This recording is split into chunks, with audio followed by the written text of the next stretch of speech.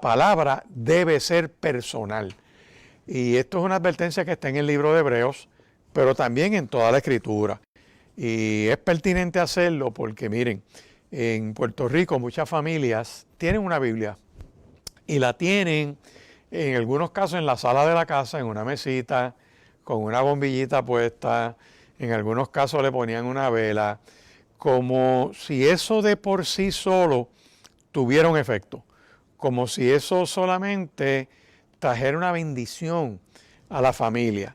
Y para que eso tenga un efecto en la vida de la familia, pues tú no la puedes tratar como una herramienta, no la puedes tratar como un objeto, como algo de la buena suerte y ese tipo de mentalidad, porque así no es que opera la poderosa palabra del Señor. De hecho, en la epístola a los Hebreos, capítulo 4, te voy a leer los versos 12 y 13. La epístola a los Hebreos, capítulo 4, versos 12 y 13, que dice así: porque la palabra de Dios es viva y eficaz, y más cortante que toda espada de dos filos, y penetra hasta partir el alma y las coyunturas, discierne y los tétanos, discierne los pensamientos y las intenciones del corazón. Y no hay cosa creada que no sea manifiesta en su presencia. Antes bien, todas las cosas están desnudas y abiertas a los ojos de aquel a quien tenemos que dar cuenta. Lo que describe el epístola de Hebreos es que la palabra de Dios tiene vida y tiene efecto. Impacta al ser humano. Y cuando tú miras esta realidad bíblica te vas a dar cuenta que si la escudriñas, si la lees, si haces oración pidiéndole a Dios que su Espíritu Santo te guíe, te abra el entendimiento, esa es la manera correcta de acercarnos a la Escritura, confiando en Dios, pidiéndole a Dios que nos ilumine, que el entendimiento guiado por el Espíritu Santo reciba esa palabra, la agarre y la atesore, y que también esta palabra pueda afectar nuestra voluntad, porque como bien dice Hebreos, es una espada que entra y discierne ¿qué? Las coyunturas y los tuétanos. Lo que está diciendo es, mira, esta palabra llega a lo más profundo de ti, a la antesala de la voluntad, a la antesala de donde se forman los pensamientos. Cuando esa palabra entra ahí a tu espíritu, tu mente se aclara, el corazón se enternece y se alinea con esa palabra poderosa que le permite a ese corazón, por así decir, emitir cierto tipo de señal al cerebro donde se permite un desarrollo de la comunión del ser humano con Dios. Por eso es que la palabra dice, Salmo 19, verso 7, convierte el alma. Cuando tú te acercas con una disposición, como los discípulos camino en Maús, que Dios, por medio de Cristo, les abrió el entendimiento a las Escrituras. Y tú les vas a decir, Señor, yo necesito que tú me abras el entendimiento. Ayúdame a ser receptivo a esta palabra. Si tú le dices eso a Dios y abres tu corazón, y el Espíritu Santo te va a guiar, te va a impactar, te va a aclarar el entendimiento, la conciencia se fortalece, el discernimiento se aclara y puedes mirar las cosas con una objetividad que la palabra te ayuda a tener. Cuando miramos, por ejemplo, tengo aquí unas notas de lo que es la palabra de Dios, y para que tengas una idea, la palabra de Dios, pues el autor es Dios mismo, y eso implica que tenemos una garantía que la inspira el Señor. Dios mismo inspira esta palabra tomando más de 40 seres humanos durante más de 1500 años, desde 3 continentes distintos, en épocas distintas, revelación de Dios, por ejemplo, a Moisés, que la comunidad judía le atribuye el Pentateuco, los primeros 5 libros se los atribuyen a Moisés. De hecho, hay un texto en el Nuevo Testamento que Cristo dice que Moisés escribió sobre él, que Moisés habló de Cristo que iba a venir, lo menciona. En el Génesis, Cristo es la simiente. En el Éxodo, Cristo es el Cordero Pascual. En Levítico, Cristo es el sacrificio propiciatorio. En el libro de Números, Cristo es la peña herida. En Deuteronomio, es nuestro Señor y nuestro Salvador. Así que cuando tú sigues mirando cada libro de la Biblia, te vas a dar cuenta que apunta a ese Mesías que habría de venir. Por eso es que el Antiguo Testamento es importante, porque es parte de un rompecabezas grandísimo que tiene que ver con la revelación del Nuevo Testamento. Para entender bien el Nuevo Testamento, hay que mirar la revelación que Dios le dio al pueblo desde el Antiguo Testamento. Así que en 2 de Timoteo capítulo 3, verso 16, dice que toda la Escritura es inspirada por Dios. Y esa Escritura tiene una utilidad.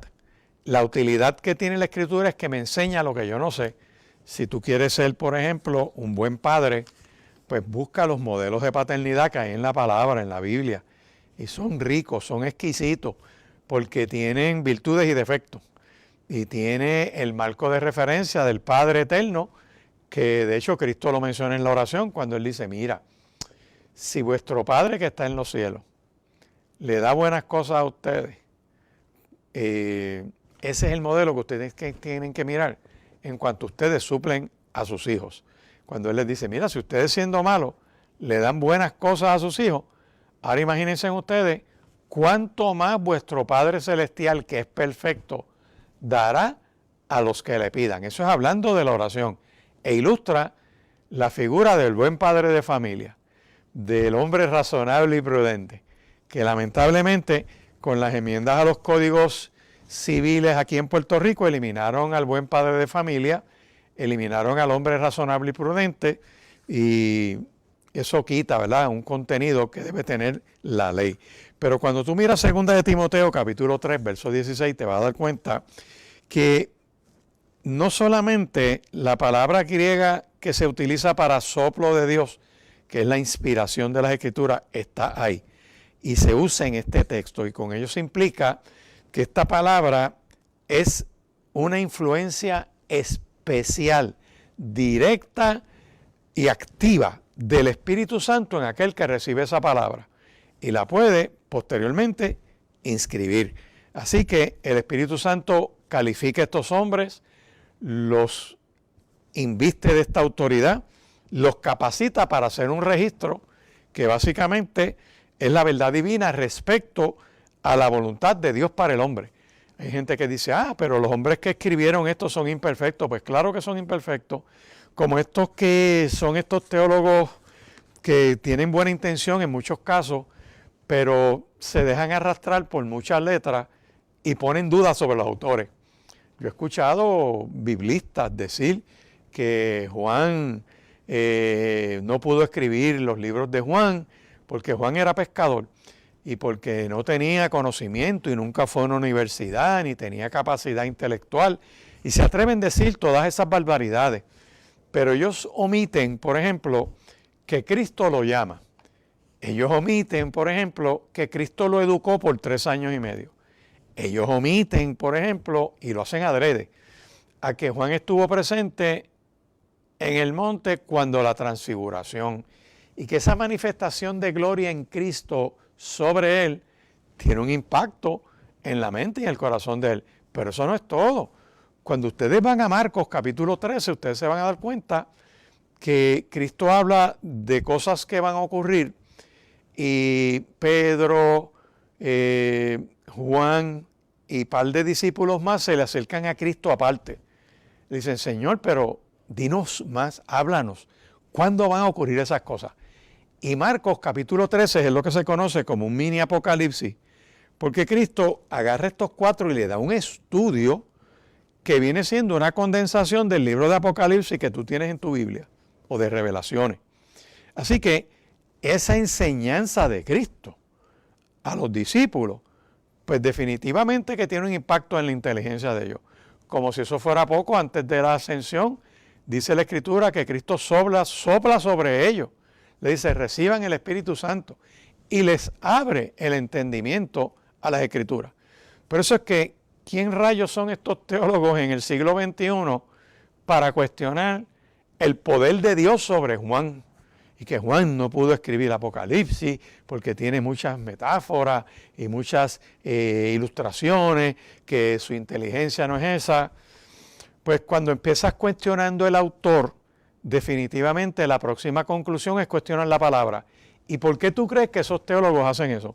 Porque ellos tienen una falla moral que va precedida precisamente de juzgar, que prejuzga la palabra, cuestionándola, lanzando dudas sobre los autores, y lo próximo que te dicen es que Pablo no escribió esto, que Juan no pudo escribir lo otro, que si son 4 Isaías, que si son 3 Sofonías, y empiezan con todas esas pamplinas para arrojar dudas sobre la palabra, y en esa operación quizás algunos lo hacen por ignorancia, pero hay otros que han entrado encubiertamente en el pueblo para sonsacarlos y llevar a la duda al pueblo y causar el daño que están causando, el daño masivo que están causando. Y cuando tú vas a 2 de Timoteo capítulo 3, verso 16, te dice, mira, lo que pasa es que estas personas, el producto, la palabra de Dios, el resultado de lo que escribieron, es bueno para enseñarte lo que tú no sabes. Lo otro que hace esta poderosa palabra, esta revelación, descubre una nueva verdad, una inspiración que capacita esa comunicación y el registro de esa verdad para llegar a nuestras vidas, para que podamos entender unos propósitos de Dios con nosotros. Además de que esa palabra te enseña, suena la alarma, o sea, te alerta, te avisa, te redarguye. Significa que cuando estamos viviendo, haciendo lo que estamos haciendo y queremos tomar un camino, esa palabra de momento avisa. Es como en el tablero del vehículo de motor que prende una bombillita para anunciarte que algo está pasando. Pues la palabra hace eso mismo a tu espíritu y de momento tú dices, espérate, aquí hay algo que no está bien y empiezas a reaccionar. Así que la palabra también redarguye, te enseña, te redarguye. Pero hay otro verbo que está en 2 de Timoteo capítulo 3 que te ayuda a corregirte, o sea, te corrige. Corrección es algo que no es enseñanza, porque ya tienes el conocimiento por la enseñanza, sino que corrección lo que hace es que te alumbra el camino para regresar a lo correcto. Y eso es bien fuerte para nosotros, porque el aceptar que uno está equivocado, el reconocer que hay algo que mejorar, el reconocer que hay un espacio para crecer, pues no es fácil, porque entra doña soberbia, entra doña altanería, entran estas figuras que todos tenemos en esa concupiscencia de inflarnos, de creernos, de que sabemos, y se nos hace difícil reconocer o hacer una introspección para evaluarnos y corregir unas cosas. Por eso es que corregir no es tan fácil, pero la palabra te ayuda a regresar a lo correcto.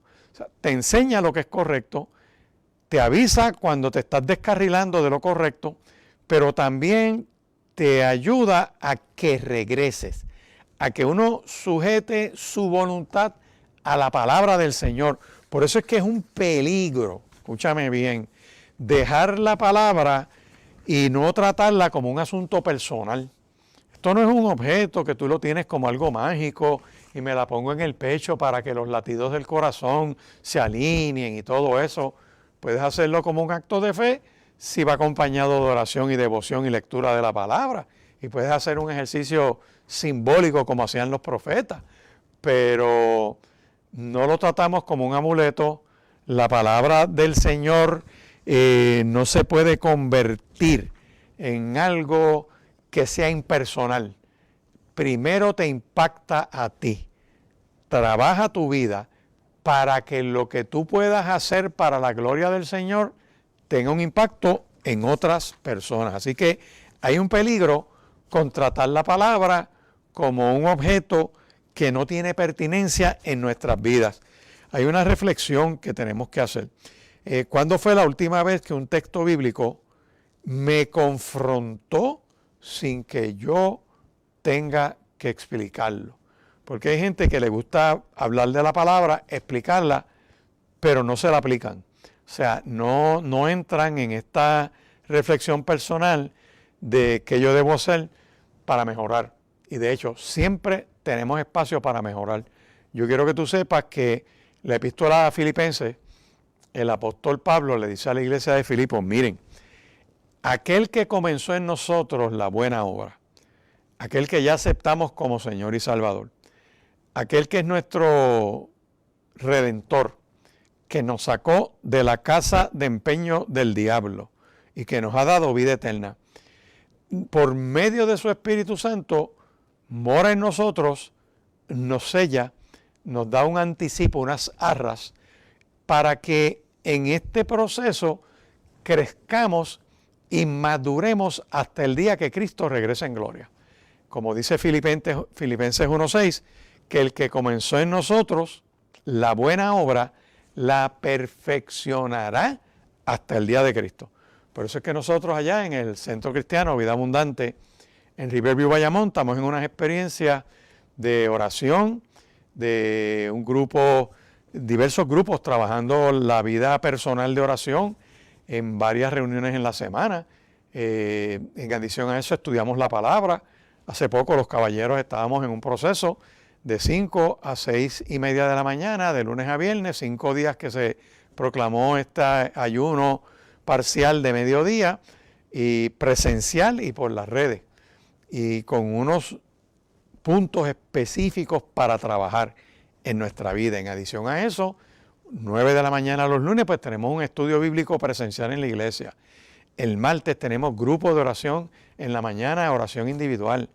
Martes en la noche tenemos estudio de las Escrituras, estudio bíblico estructurado. Ahora mismo estamos trabajando la sanidad interior, usando las Escrituras, pasajes bíblicos, historias, que como dice el apóstol Pablo en Romanos capítulo 15, verso 4, que esas cosas que se escribieron antes, para nuestra enseñanza se escribieron, a fin de que por la paciencia y la consolación de la Escritura, nosotros podamos tener esperanza. O sea, que al acercarnos a la palabra con devoción, abiertos al Espíritu Santo, algo va a pasar, no porque la Biblia es mágica, sino porque tenemos relación con Dios, hablamos con Él, hacemos silencio, lo escuchamos.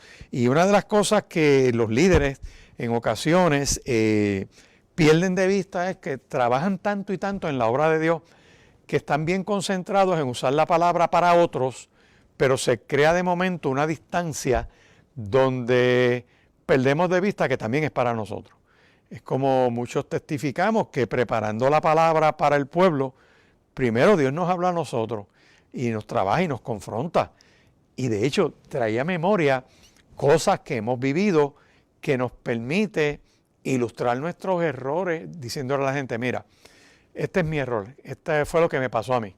Y la palabra me impactó. Y gracias a que la palabra me confronta, trato de, con la ayuda del Espíritu Santo y dependiendo de Dios y por la oración y la comunidad de fe donde me congrego, que mis hermanos me ayudan y oramos los unos por los otros y nos ministramos, pues volver a lo correcto, hacer las cosas como Dios dice. Y yo creo que cuando leemos la palabra para otros y no para nosotros, abrimos la puerta a un gran error. Preparamos el camino para la caída, preparamos el camino para el autoengaño, porque estamos sirviendo a Dios, estamos en la iglesia, ayudamos a otros, pero de momento todo es hacia servir a la gente y se abandona el espacio de comunión que debe haber para nosotros. Y esto es central. Mucha exposición bíblica no siempre equivale a tener comunión con Dios. Tengo contra ti, le dijeron en Apocalipsis capítulo 2 y verso 4, que has dejado tu primer amor. Por eso nosotros tenemos el miércoles, por ejemplo, en la iglesia, en presencial, por la mañana, desde las 9 hasta las 10:30, una reunión de oración. Y después a las 10:30, estudio bíblico hasta las 11:30 o el mediodía. O sea, varias ofertas de estudio de palabra y de oración en vivo durante el día y en la noche también los martes y otras experiencias los viernes y obviamente el domingo, que es el día central en muchas iglesias donde va casi todo el mundo porque tiene el día libre para poder congregarse. Es la oferta que se hace para que el pueblo se alimente, se congregue. Claro, también hay unas experiencias personales que tenemos que hacer, que no precisamente es en la congregación, que es en el estudio personal de la Escritura. La reflexión personal es qué verdades predico, enseño e ilustro con facilidad, pero que se me hace difícil vivir. Y todos aquellos que hemos estado en esto y que estamos en la proclamación de la palabra, sabemos que cuando estamos dando una serie de lo que sea, algo ocurre en esa semana que pone a prueba lo que estamos predicando, que pone a prueba el reto que la palabra le ha estado dando al pueblo. Y a veces hay que pasar por unas situaciones que son difíciles porque habiendo pasado eso y tú escudriñas la palabra, te permite entender mejor el efecto de esa palabra. Así que ya de entrada hay un peligro en tratar la palabra como una mera herramienta de trabajo sin entender que nos aplica a nosotros. Número 2, entender que esa escritura puede convertirse en un material de crecimiento espiritual para todos, pero antes que proyectemos a todos, nos tiene que agarrar a nosotros. Esto es central. Primero nosotros, es como en los aviones cuando te dan la ilustración, que te dicen, mira, si hay una turbulencia grande y caen las mascarillas, antes de tú ayudar a los que están alrededor tuyo, tú te pones tu mascarilla primero y después que tú estás bien, tú haces lo mismo con los demás. Espiritualmente trabajamos lo mismo. Así que cuando estamos enfocados en servir a otros, asegúrate de primero tú hacer tu asignación con Dios. Hay épocas de sequía espiritual y como un síntoma de que hemos descuidado nuestra experiencia personal con Dios. Y no es que tú quieras ser rebelde, porque no siempre se trata de falta de disciplina, sino de falta de sacar el tiempo adecuado para tener comunión con Dios. El corazón hay que protegerlo y el corazón se sensibiliza cuando estamos en comunión con Dios. Por eso es que el corazón se protege y cuando uno se mete en esa presencia de Dios, de hecho hay un señalamiento donde Dios le dice al profeta, mira, ahí hay gente hablando, ahí hay gente diciendo, ahí hay gente expresando cosas en nombre mío, pero no han hablado conmigo, se lo dicen a Jeremías. Le dicen, pero ¿y estos cuentistas que se pasan hablando en nombre mío, pero a mí no me han preguntado nada? Y se la sacan de la manga, esos que se llaman profetas por ahí en algunos casos, que se pasan dando profecía que no tiene base en la palabra. Y fulano se casa con sutana y qué sé yo, y siempre están dando un carro nuevo y repartiendo una casa y que vas a cruzar los mares, lo que yo llamo una palabra genérica, una palabra trililí, que se la dan a todo el mundo en cuanto sitio hay, como que es un libreto que tienen. No, hay que estar en lo secreto, en el secreto de Dios, para que Dios te muestre. Y lo que Dios te dé para darle a otro, siempre tiene base en la palabra. Si no tiene base en la palabra, puede ser la buena intención de la persona, la buena fe, pero no necesariamente es palabra de Dios. Gente que te puede haber profetizado algo que no se ha cumplido ni se va a cumplir, porque nunca fue una profecía de Dios. Las profecías tienen una función dentro del pueblo de Dios. Y la epístola a los Corintios, el apóstol Pablo lo dice bien claro, que es para educar, para exhortar y para consolar. O sea, si la profecía que te dan no cumple eso, no fue profecía de Dios. Eso de que tú te paras allí, hermano, mañana hay hambre, viene un terremoto esta semana, y empiezan con todas esas pamplinas, y la gente sale corriendo a comprar, a vaciar los supermercados. ¿Sabes? La gente que ha hecho compras de comida, de cajas de agua que se le han dañado, se le han podrido, almacenadas por meses, por años, porque nunca ocurrió lo que el profeta anunció. Lea la palabra.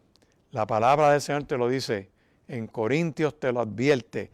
Esa profecía de la Escritura es para exhortar, para enseñar y para consolar. Yo quiero invitarte a que me llames al 787-6870, es el número de teléfono al cual te puedes comunicar conmigo, 787-6870, presentas tu petición de oración, ese es el número en el Centro Cristiano Vida Abundante, que está en la carretera 168, al lado del Cementerio Nacional, frente al Cementerio Portacoeli, esquina calle 1, en ese semáforo, en esa esquinita, estamos allí para servirte. Domingos de 9 a 10 y 30 de la mañana es la primera reunión y de 11 y 20 a 1 es la segunda reunión. 787-6870. Vamos a la pausa.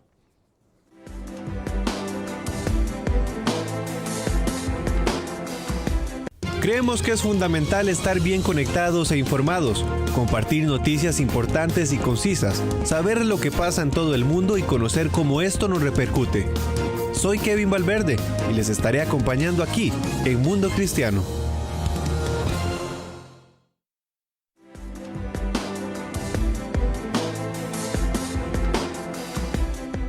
Continuamos, puedes seguir llamando al 787-6870 para tu petición de oración. Estamos tratando de ayudar al pueblo, a los líderes, a los pastores, evangelistas, amigos que están con la mano puesta en el arado, maestros de escuela bíblica.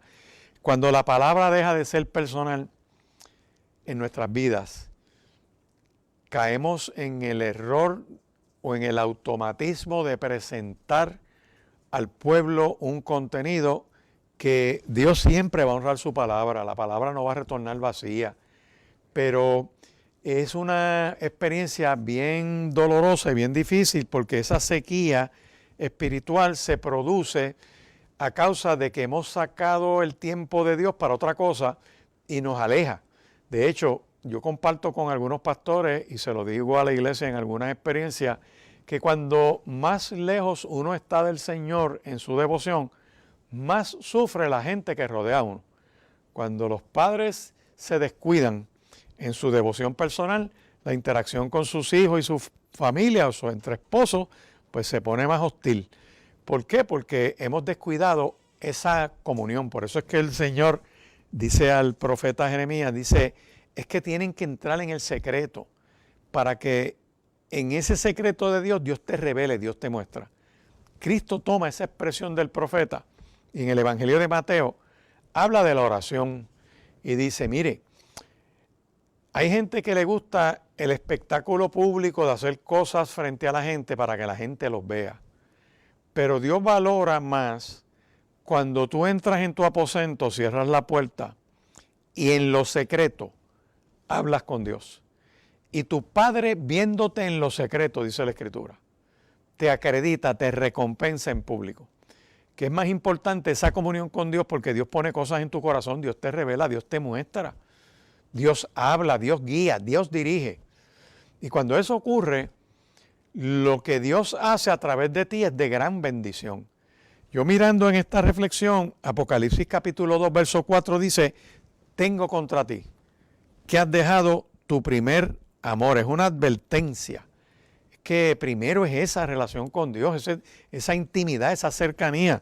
En Apocalipsis capítulo 2, verso 5 le dicen, oye, vuélvete a mí, regresa a mí. Y le hablo a estos que se pasan enseñando, predicando, métase en el secreto de Dios.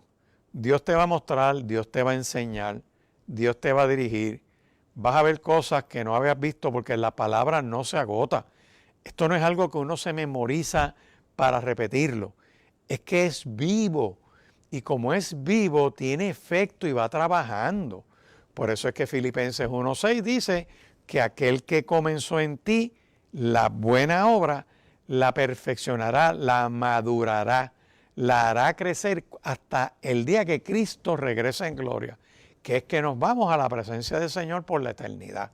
Así que mientras estamos sobre la faz de esta tierra, tenemos que hacer la asignación de entrar en una comunión más frecuente con el Señor y hay que hacer unos esfuerzos, hay que hacer unos sacrificios. Recientemente el grupo de caballeros de la iglesia estaba en esta experiencia de oración presencial de 5:30 a 6:30 y otros que quizás no podían estar ahí, se les dio la opción de estar por las redes. en vivo, mirando, participando de la oración. Ese espacio es por corto tiempo, pero tiene un efecto a la larga. Las experiencias consecuentes del pueblo reuniéndose en oración, la Biblia la sostiene, que cuando el pueblo está junto, unánime, ocurre que llega allí bendición y vida eterna, como dice el Salmo 133. Es una ilustración poderosa que de los cielos, desde lo alto, se derrama una bendición, que desde lo alto Dios suple unción, que desde lo alto Dios capacita, Dios da poder, da autoridad, da fortaleza. Lo que ocurre allí en el nombre del Señor tiene efecto. Por eso es que en esta palabra se enfatiza que Dios no quiere de nosotros productividad. Dios lo que quiere de nosotros es que demos fruto. Dios no quiere que nosotros trabajemos mucho. Dios lo que quiere es trabajar a través de nosotros. Es más importante lo que Dios hace en mí que lo que Dios hace a través de mí. ¿De qué nos vale granjear todo el mundo y perder el alma? ¿De qué te vale tener tanto activismo y tantas cosas dentro de la iglesia, pero que tú termines perdiendo el galardón? Como dice el apóstol Pablo, mira, vigila, vela, observa, que nadie tome tu galardón. Yo sigo mirando esta reflexión sobre cuando la palabra del Señor deja de ser personal. Y una de las exhortaciones que nos está haciendo esta palabra es que volvamos a mirar la Biblia como discípulos. Volvamos a mirar la Biblia con el corazón de aprender, con un anhelo de búsqueda. Como dice el Salmo 19, el Salmo 19 dice, mira, la ley del Señor es perfecta y tiene un efecto en tu alma. El Salmo 119 y verso 18 te da como una micro oración para cuando tú leas la Biblia. Mira cómo dice aquí. El salmista dice en el Salmo 119, verso 18, abre mis ojos y miraré las maravillas de tu ley. Podemos estar ciegos a lo que Dios nos quiere mostrar. Y cuando uno le pide a Dios que abra los ojos, que nos permita ver, que nos saque de la oscuridad, de la sombra, de aquello que no nos deja ver bien, eso Dios lo puede hacer. Dile, Señor, me presento delante de ti para que hagas mi entendimiento esta escritura. Y Dios va a obrar, porque Dios es un buen patrono y paga bien y no se queda con nada de nadie. Así que la primera asignación es leerla para nosotros como discípulos del Señor que necesitamos ser educados, y luego le doy otra lectura para exponer. Primero para mí y después para exponer. Leer sin intención de enseñar, leer con la intención de recibir, leer con la intención primero de ver que Dios tiene para nosotros. Mire, me pasó hace poco, preparaba una palabra para la iglesia y leía cuando María y José se pierden y dejan a Jesús en el templo. Y la palabra dice que estaban un día de camino, se dan cuenta ya en el atardecer que Jesús no está en la caravana y regresan. Así que si era un día de camino, regresar era otro, y cuando regresan tardan otro día más en encontrar a Jesús. Y no lo encontraron en el parque, no lo encontraron en la calle. La Biblia dice que a los 3 días en Cristo, los padres, que se les olvidó llevárselo. Es interesantísimo. Yo empecé a ver en ese texto cosas que no había visto, por ejemplo, en crianza de hijos. ¿Y por qué? Porque empecé a escudriñarlo, empecé a leerlo, discutí con un grupo de pastores este texto, hablamos de los modelos de familia, y de momento esa iluminación del Espíritu Santo que te llega y tú dices, wow, espérate, ¿por qué pasó esto? Porque si José y María hubiesen estado en Puerto Rico y se les pierde Jesús durante 3 días, por lo menos una investigación por negligencia del Departamento de la Familia iba a ocurrir. Fácil, porque ¿qué pasó aquí? Se supone que estuviera con ellos y se descuidaron. Ah, bueno, es que ya Jesús estaba en la preadolescencia, 12 años, por eso es que el texto, tiré el detallito, era como de 12 años, o tenía 12 años, cuando todos los años iban al templo y hacían lo mismo. Iban a la ceremonia, la fiesta, perfecto.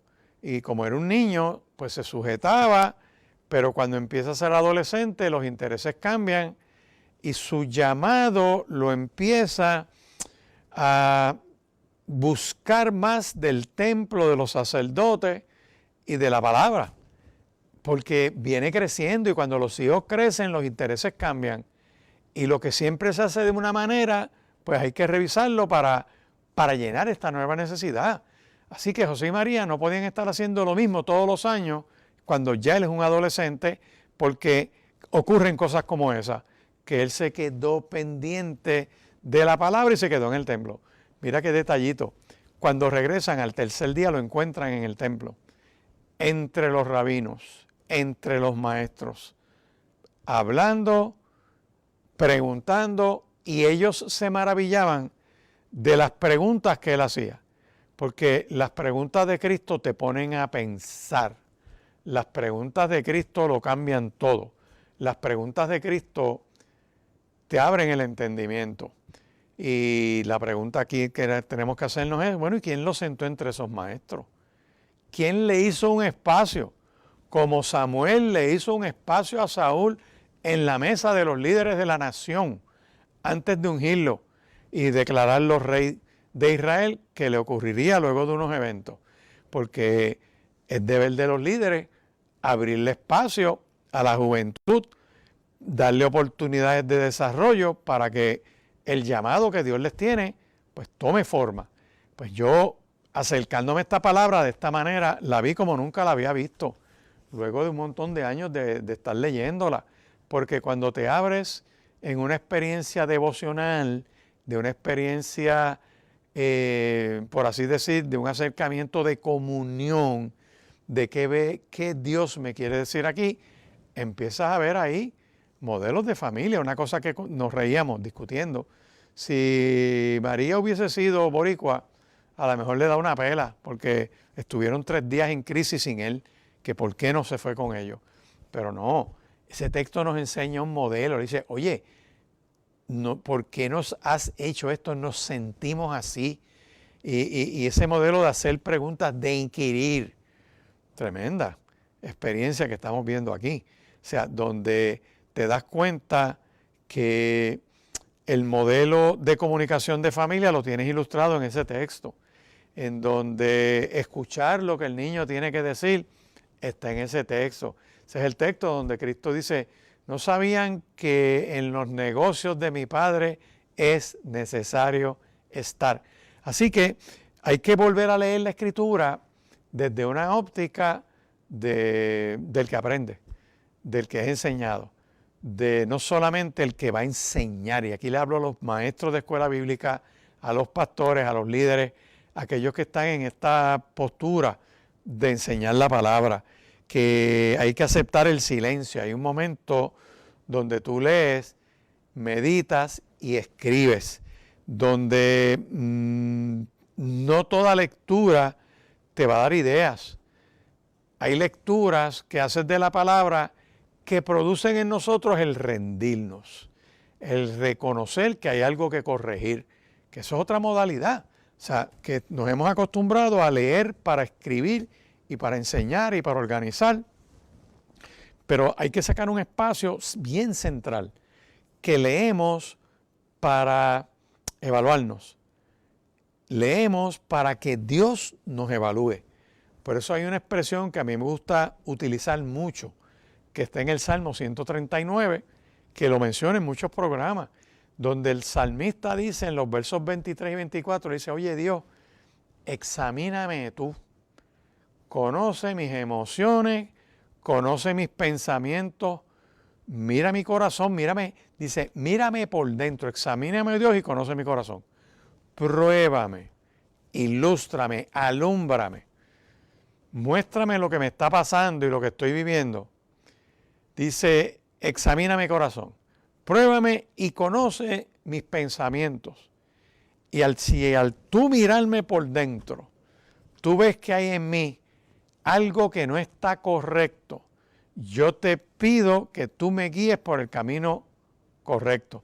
De hecho, en el lenguaje que usa aquí, usa el lenguaje perversidad. Cuando tú vas a ese Salmo 139, que te dice esos versos 23 y 24, dice, examíname, oh Dios, y conoce mi corazón. Pruébame y conoce mis pensamientos. Y dice aquí, y ve si hay en mí camino de perversidad. Cuando tú buscas ese texto, lo puedes buscar en diversas traducciones y habla de debilidades, habla de pensamientos turbados, habla de ansiedades. Mírame por dentro. Y si al tú mirarme por dentro, ves en mí que hay algo que no está correcto, que se aparta de tu propósito, el perverso se aparta del propósito de Dios, cae en altivez, rechaza palabra. Y el salmista está diciendo, mírame por dentro donde nadie me ve.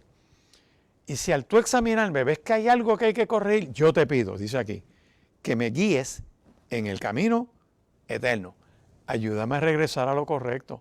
Por eso te cité 2 de Timoteo capítulo 3 y verso 16, que te dice que la palabra es útil para enseñarte lo que tú no sabes, para ilustrarte cuando te estás apartando de lo correcto, te redarguye. 3, te ayuda a regresar a lo correcto, ¿verdad? A corregirte. Pero después usa un verbo que se llama instruir. Instruir no es aprender, instruir es mantenerte. ¿Cómo me mantengo en lo correcto? Por eso tú ves que en la iglesia cristiana siempre se utiliza la palabra de Dios. Tratamos la palabra de Dios con el respeto que tiene la misma. Y como dijo Juan capítulo 6, verso 68, Pedro está hablando ahí y le dice, Señor, pero ¿a quién iremos? Si solo tú tienes palabra de vida. Te invito a que regreses a la Escritura, a que regreses a la aplicación personal de la palabra, a que la vuelvas a releer como el que está aprendiendo, como el que es discipulado, como el que necesita guianza, como el que necesita unos elementos para su oración, para que, por ejemplo, tú puedas citar las Escrituras mientras haces oración. Y hay libros, hay un montón de cosas que son testimonios de gente que ha pasado por ese camino, que dice, oye, mi vida de oración mejoró cuando usé la Biblia para orar. Y leo, por ejemplo, promesas de Dios. Por aquí, este Salmo 139, yo puedo usar esta oración, examíname Dios y conoce mi corazón.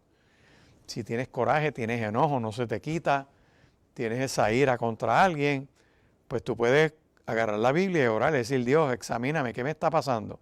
¿Por qué tengo este enojo? ¿Por qué tengo este coraje? ¿Por qué tengo estos sentimientos? ¿Por qué tengo este pensamiento? Leyendo la Escritura y la citas y la lees y le dices, mírame por dentro, si hay algo que no está en mí, hay algo en mí que no está bien, Dios, yo te pido que tú me ayudes a cambiarlo.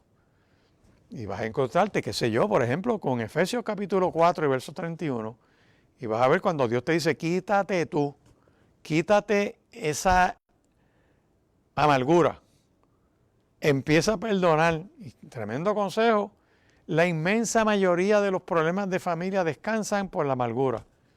Que eso genera enojo, genera ira, contienda, falta de comunicación, rechazo, una serie de cosas que dañan a la familia, ahí las tienes. La palabra te las ilustra. Pero para eso necesitas agarrarlo para evaluación y comunión, fortalecer la comunión. Y repito ese pensamiento que aprendí hace muchos años con la pastora Marilu Dones, donde ella decía en este congreso de líderes que es más importante lo que Dios hace en mí que lo que hace a través de mí. Asegúrate de tener comunión con Dios. Asegúrate de que te abres a que ese propósito del Señor esté sobre nosotros. La aplicación personal no es negociable, eso tiene que estar ahí. Y una de las preguntas que tú haces cuando estudias el texto y oras, bien devocional, bien para ti. Tú dices, ¿qué me está mostrando Dios acerca de mi corazón? ¿Qué me está pasando? ¿Qué hay en mis sentimientos? La segunda pregunta que tienes que hacerte es, ¿qué hábito espiritual necesito recuperar. ¿Qué hacía que me edificaba, que me alimentaba y que he dejado de hacer? Le pasa a mucha gente que van a los cultos de oración, por ejemplo, la vida comunitaria, esa vida de familia, esa expresión poderosa de congregarte, de estar en los cultos de oración, orar los unos por los otros, hacer oraciones específicas por temas distintos, orar por los enfermos, ungir a los enfermos. Nosotros hemos tenido unas experiencias hermosas donde aprovechamos las reuniones de oración para orar temáticamente, orar por las situaciones que están pasando, orar por los que están en eminencia, presentar las personas que necesitan salud y ungir los enfermos, citar la escritura, dividirnos en grupos, repartir temas. Hay tantas maneras de conducir una reunión de oración que cuando tú participas y al salir de esa reunión han ocurrido una de dos cosas. O tú hiciste esa oración por alguien o por algo, o alguien oró por ti. Tremendo. O hiciste las dos cosas. Orad unos por los otros para que seáis sanados. La oración eficaz del justo puede mucho. Pues mire, eso es algo que se hace en comunión, se hace presencial. Lo puedes hacer por internet y todo ese tipo de cosas, y por Zoom, y por todo ese tipo de transmisiones que son buenísimas, que gracias a la pandemia como que las iglesias fueron empujadas a hacer más uso de las redes sociales. Pero es insustituible congregarte. Congregarte es importante. Como dijo un juez del Tribunal Supremo en una ocasión, que la Santa Cena tú no la tomas por Zoom. Tienes que congregarte con tus hermanos, partir el pan, tomar el jugo de la vid, participar de la mesa del Señor, orar los unos por los otros, acercarte a esa mesa para que pidas perdón al Señor, para que pidas iluminación al Señor, para rogar salud, rogar sanidad, para orar los unos por los otros. Todo eso se da en la experiencia de la mesa, que es presencial. Por eso es que uno piensa y dice, ¿qué verdad necesito obedecer antes de poder enseñarla? ¿Qué cosa necesito corregir primero para poder compartirlo? Y así que para hablar de perdón tienes que perdonar gente. Para hablar de perdón tienes que hacer un examen de qué te falta por perdonar, a quién te falta por perdonar, y entrar en esa experiencia donde tú dices, mira, hago esa asignación primero, me reconcilio con mi prójimo y luego presento mi ofrenda. Luego enseño la palabra, luego predico la palabra, luego participo del grupo de diaconía o de lo que Dios te esté llamando a hacer en la congregación.